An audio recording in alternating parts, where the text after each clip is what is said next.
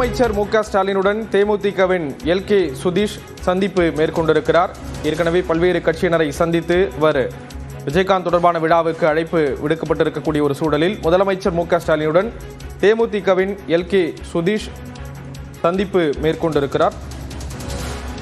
இது தொடர்பான விவரங்களை செய்தியாளர் சடையாண்டி வழங்க கேட்கலாம். சடையாண்டி, விவரங்களை பகிர்ந்துக்கலாம்.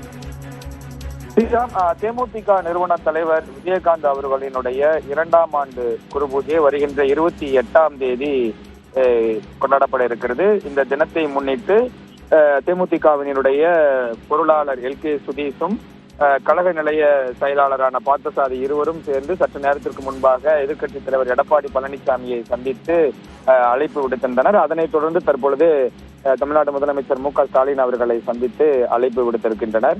வருகின்ற 28ஆம் தேதி இந்த குரு பூஜைக்கு வருமாறு அழைப்பு விடுத்திருப்பதாகவும் தேமுதிக தரப்பு வட்டாரங்கள் தெரிவித்திருக்கின்றன.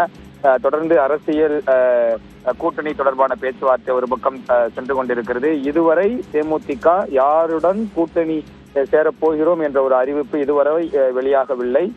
அது மட்டுமல்ல, கடலூரில் நடக்கக்கூடிய அந்த தேமுதிக மாநாட்டில் தான் கூட்டணி தொடர்பான அறிவிப்பு வெளியாகும் என ஏற்கனவே சொல்லப்பட்டிருந்தது. அந்த சூழ்நிலையில் இந்த கேப்டனினுடைய விஜயகாந்த் அவர்களினுடைய குரு பூஜைக்கு தொடர்ந்து ஒவ்வொரு கட்சி சார்ந்த நிர்வாகிகள், கட்சி தலைவர்களை சந்தித்து தொடர்ந்து அழைப்பு விடுத்துக் கொண்டிருக்கின்றனர். அந்த வகையில் எடப்பாடி பழனிசாமி தமிழ்நாடு முதலமைச்சர் அவர்களை அழைப்பு விடுத்திருக்கிறார்கள். அத்தோடு மட்டுமல்லாமல் மற்ற கட்சி தலைவர்களையும் சந்தித்து அழைப்பு விடுத்து இருப்பதாகவும் எல்.கே. சுதீஷ் அவர்கள் தெரிவித்திருந்தனர். கூட்டணி இதுவரை உறுதிப்படவில்லை.